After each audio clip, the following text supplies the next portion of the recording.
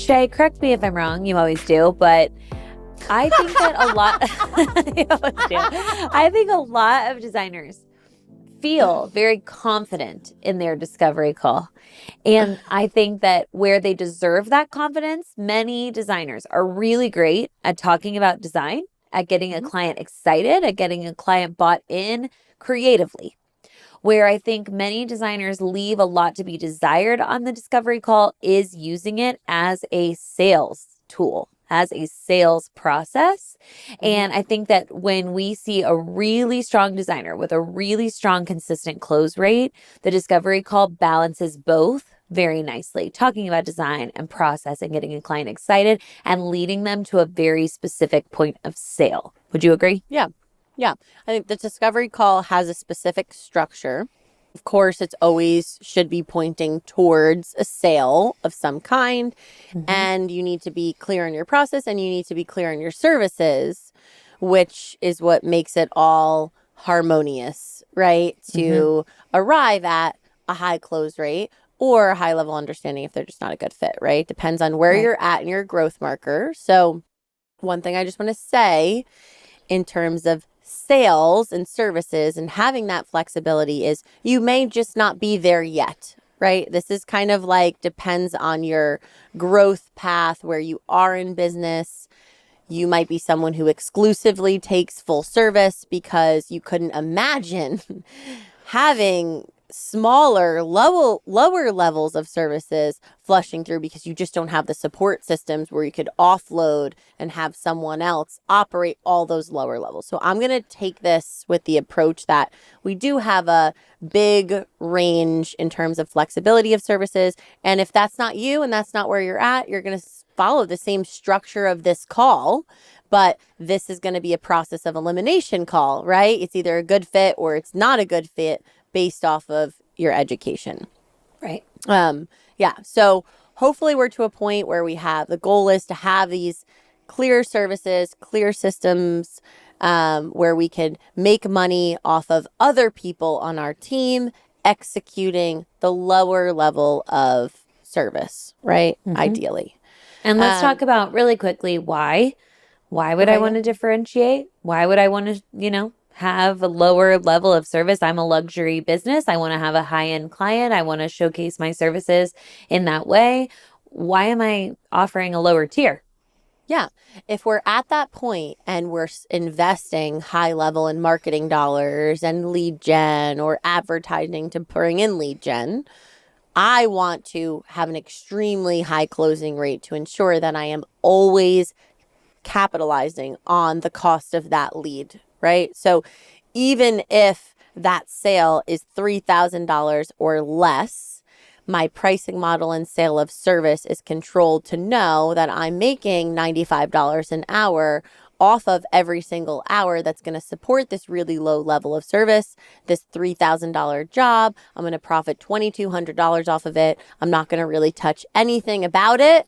Or maybe you just deliver the end result and it takes 1 to 2 hours of your time.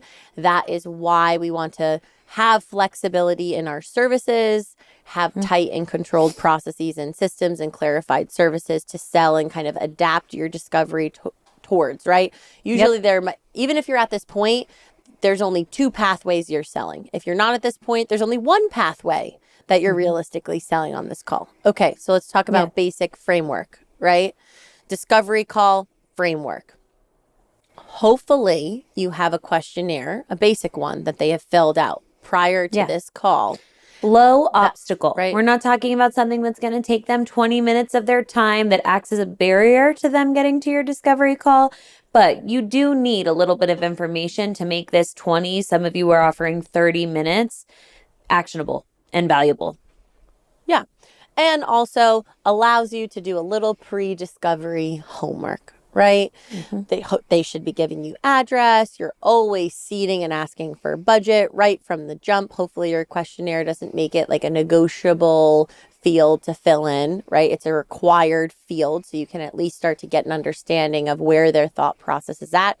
That's also going to really, if you have a diversity of services and level of sales, that really is an important piece of information to know to swing your discovery call conversation, right? Yep. So, and rough scope, right? So with the address, little pre-information I like to do, especially when I'm trying to support someone in their discovery call process, is look up the address.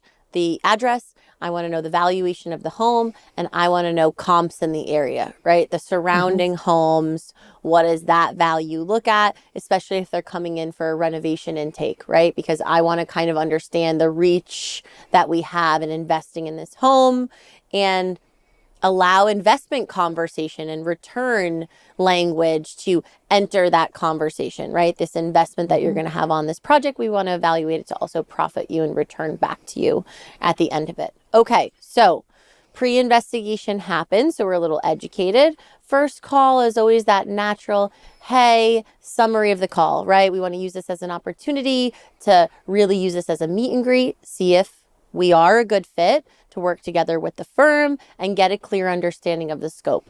We're then going to educate you on our process, right? What it feels like to work together and all the phases of those projects. And then you're going to sell them, right? You're either going to sell them straight to your intake process and educate them on that, or you're going to sell them straight to a lower level of service, which we'll talk about if you do have that diversity of sale going on, and educate them on what that looks like. In a very rare instance, if you're really selling all these services, someone might fall in the middle and you might have to educate them on what that differential looks like. And I might explain that kind of a little bit later once we go through the framework. We'll go through some of these scenarios, I think, to the close, right? So that's that framework of the call. So I don't think anyone needs to reiterate. I mean, we can like do this mock call where Evelyn can like be that intake, but I think there are a variety of different scopes and scenarios I want to go through. So reality is we can probably bypass, chatting it up. Hey, like, my name is Shayna. Welcome to the firm. We're giving the summary. I see on your intake, you're looking for some support in these spaces, this budget, this is the address. Like, go ahead and elaborate a little bit more in detail of what you're looking for. You ask your questions, right? Do you have a contractor, right? How far along in the process are you, right? All the typicals we kind of go through. Then I'm like, Shay, all right, what do you awesome. think about this? Yeah. When I was taking discovery calls for clients, when I would, reiterate that form and get to the budget question, I would always take a moment to just clarify, like, is this your all-in number? Totally. Kind of just seed in that difference between their budget to the project versus design fees and make sure they're like thinking that this is the number that we're trying to meet. Up top. I think this is helpful. Other good questions, right? Have you worked with a designer in the past? Are you looking for, have you already started to develop the design and get involved? So you can have an understanding of how far along they are or the level of involvement you think this client is going to take, right? What degree of support they need, how experienced are they in the process, what's their timeline, what are they looking, at what point are they looking to complete the project, right? All those little things that we need when we're going to price the job, you're starting to collect that. And Ev, that was a good one. Definitely budget. You need to know if that's their all in, is that what they're looking to just invest in design fees? Right. If it's kind of like a question mark to you, right? Right. Okay. And again, you guys, this is mostly where you guys are shining. That's why we're breezing past it and getting to what we feel is where many people are lagging just a little bit, which is now turning this into a true sales conversation. Yeah. And we'll get to some of the common rebuttals, right? Clients ask a lot of questions through this call too, especially money related questions. How do we overturn those? How should we be educated, right? So usually they don't come until the end of the call when you're inviting it. Sometimes they happen in the beginning when you're starting to ask questions, depending on who that client is. They just start firing back those end of call questions at the beginning because they're eager. So some of those, I guess we can hit the client questions, right? If that starts happening in the beginning as well, what I say about money related questions or almost all questions point to that is why we do an intake process so that we have the necessary time to really answer these questions you have accurately. When the money related questions come up, you want to have some loose understanding, right, of your boundaries. My minimums start at this amount, right? Or typically a 3-bedroom, right? Like some historical data, right? Pull some examples of other projects. When you're educating about the money, if if you're explicitly just selling full service, then it is what it is, right? The price is the price. They either fall inside the lines or they don't. If you're doing that flexibility of sale and you're doing that kind of like historical apples to apples comparison, just make sure if you're showcasing a full service number, you're saying, remember, this is our highest level of service. We do have alternative ways of working together. So this is only overturning questions in the beginning. Hopefully they let you do your shtick and they ask their questions at the end. So not the end of the world, but they always kind of swing your call when they're really question heavy in the beginning. So meet and greet, understand the scope, ask those necessary questions on your side to understand where they're at in the process and what they really need. Then you're like, great. Let me just educate you on our process and what it feels like if we're going to work together. Everything starts with an intake process inclusive of a 2-part consultation. And in that time set, it allows us to really get a grasp on the budget, really gain an understanding on the scope, the trades that are involved, your level of involvement, right? All the things, and clarify that together. Following that intake, then we get going with that conceptual phase. First phase of that project is focused on collecting all of the itty bitty details we couldn't collect in a 2-part meeting, which is integrating all the outside trades that are involved, really locking down the full layout, whether you're renovating and you're changing walls, or you're doing furnishings and you're doing furnishing plans. Like everything you showed them is estimated and suggested. And in that first phase, we're really locking that in together. We're also make sure we'll get on the same page for the color, the finish, the style, all of it. So at the end of that phase, we're looking at the total big picture of the budget, inclusive of all trades. We're looking at a finalized shopping list. In the intake process, I showed you a suggested list. Now we're looking at a finalized list based off of drawings and placements that you are agreeing to.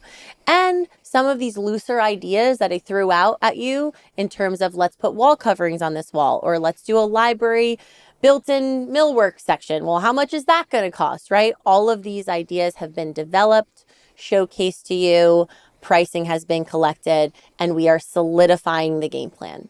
Then after that, we'll walk into phase 2. That's where we'll start really building the design together. I'll start sourcing all the elements, ordering all the necessary samples, rendering, if we're putting that into the design, or sometimes that rendering is in the concept phase. So that's a loose one there. Putting together the digital presentation boards. I will be presenting the design to you likely in sections of the home. And naturally, you'll have feedback. You'll want some iterations of it based off of your feedback. It's only natural, you're human. I'll edit based off of that feedback and return the design back to you. Following that process, we kind of enter in that final phase 3 where we're buttoning everything up for the contractor. We're also placing all of your orders, managing and installing. And again, if you are selling like flexibility of services inside of that, you could say, that is our full service workflow, and we could work together in alternative ways if you don't need the purchasing, if you don't need, us to hire the contractor, you really just need us to set the direction. And again, that's the purpose of the intake, right? So you'll educate them through process. And then when you get to the end of the process, you just swing it to say, I usually say the same thing every time. Realistically, like I said, again, everyone starts at that intake process, and now you whip in the money and the close, right? That intake process is only a $475 intake or whatever, $700 intake, whatever you're selling it at, right? And we're selling it off of value. As a reminder, that $700 one-time intake is inclusive of that 2-part consult. The first part is design focus. I'm going to come to the home, right? Or you're going to review the drawing set, and I'm going to share all of my ideas. We're not going to be scared to sell. We're not going to be scared to overshare ideas. Yes, Someone could take your ideas and run with them. That is not why they're calling you. If they could do it on their own, they wouldn't be just paying an intake to take your ideas. So sell, get them excited, share all these ideas. And then you're like, then I'm going to go back to the office and get it all organized. And our second part call is going to be logistics based, right? I'm going to have a suggested furnishing budget outlined for you with a material list that we need. I'm going to have some allowances listed that are completely in your control, but it helps us get an idea of the budget of what's going on. And then we're going to work through all of the full service delivery that I have put in there for you and make sure that all of the deliverables I put inside of that process are in fact something that you want, right? Big ones being renderings are usually a high level item, for negotiation or really refining, the trade management, especially if they already have a contractor, whatever the case may be, right? That project management tail end side. And that's that second part call, right? After that call, we have a clarified strategy and they might ask you questions on, how you collect money. So of course you could always educate them on the retainer, right? After that intake, right? On that second part call, I'm going to present you an estimated design fee range, right? I know what it's going to take to operate your scope at a minimum, but I also want to give you some room to be a human and allow other people to be human so that there's no surprise billing.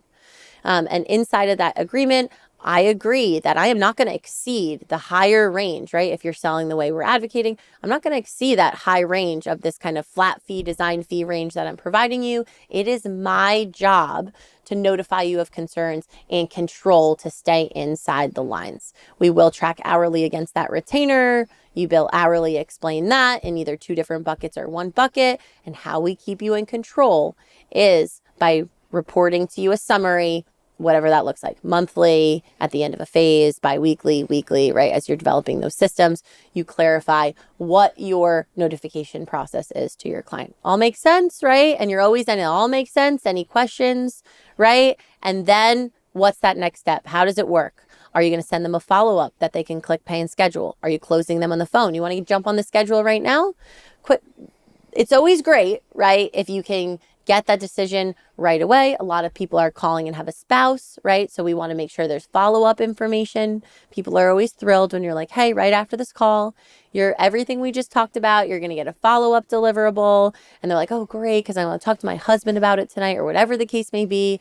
You don't want someone to sell for you ever, right? That's why if you listen to the closing call podcast we did, it's like, make sure both decision makers are on the call because you're just trusting someone now who heard your pitch one time to go sell it to their partner. That sucks. Yep. You don't want that. Make sure you're giving them the tools to go sell to the partner, education on what's included in that intake, the value of it, right? We should be charging for it. It's because very valuable. It is a differentiator. A lot of designers are doing a consult. Yep. Not a lot of designers are doing a 2-part intake that gives them all that budget information, that estimated furnishings list. Like that is a huge step forward in their project before they've signed the contract. And that is a differentiator. And so really leaning on that is a strength of sale because let's say they are having multiple discovery calls. Many of these people are. The internet is at their fingertips. They could find every designer in your area if they wanted to. And that is a huge differentiator right there from the first point of sale, even before you've gotten into your process and how much you've thought about that and all of the value there. So you want to lean into that. Yeah. And like a big one I use is like, we don't want any surprise billing. When they're calling, I'm like, I don't want to be the firm that shocks you when a bill comes or surprises you that it's going to cost more money. And a lot of flat fee designers, that's what it is, right? Because there are so many unexpected variables in this project. You might need a little bit more or a little higher level visual in that conceptual phase, or your contractor might need more support than we are estimating to provide them. Or we picked a tile from overseas and managing that Italy vendor and it's stuck on a container, and a higher level follow-up for tracking the shipping container that's stuck in the middle of the ocean is taking a little bit more time than we expected. It's the same thing as a renovation, right? The contractor comes in, you want to renovate your kitchen, he's going to give you a price. you're knocking down or opening up a wall to do something, he's going to have a contingency. I don't know what's in that wall. What if there's asbestos in that wall? You've got to agree with me that this is the base price, but you are willing to spend up to this amount that it could cost for the unforeseens, right? And that's the differentiator between us and a different firm, is our intake process is the strategy map that also outlines and ensures it's a good match, that you like my ideas, we're on the same page for style, and just very, very, very general direction. Some people put together a very preliminary mood board that they'll then put more time into when the project proceeds, right? And then the logistics. Half of your job, and this is another zinger you can use on your discovery call that I keep saying to everyone, another zingy. Half my job is to design a beautiful space for you, right? And all of you guys listening out there can succeed at this. But the other half of the job, which you may or may not want, is managing the money for them. If you think back on every negative instance you had with a client, I would bet a ton of money on it that it all points back to money in some way or another. The client's reaction and their emotions is always tied to the money, right? Mm-hmm. And that just means we didn't clarify the expectations with them. That's what the billing, selling a design fee range is, to protect you and to protect them if we do it correctly and follow the processes and commit to the systems. But right. That's what it's all about, right? So value. Don't get scared of the money on the discovery call. You're pitching to the value of the intake, why it serves them to get on the same page and spend the necessary time and due diligence to make sure we're on the same page for the design and we're on the same page for the money, because they are equally your job. And that's what we're going to look at in terms of money on that second call. And then throughout the entirety of the project, it is my job to continue to realign that budget and money and to also give you that beautiful space that you're looking for. And then all makes sense, right? You're always end with that all makes sense. Any questions, etc. And super clarity around those next steps. How can they expect to get scheduled with you? I'll be sending you a link versus someone from my team will be calling you within X number of hours. Clarity every time that a client feels to themselves like, what next? Or am I supposed to email her? Or like, you are letting them a little bit off your hook. So the clarity around next steps is hugely important. And if you don't know how you're closing those consistently, how you're sending out that payment link, like that is definitely the next exercise to do so that you can do that really confidently. Yeah.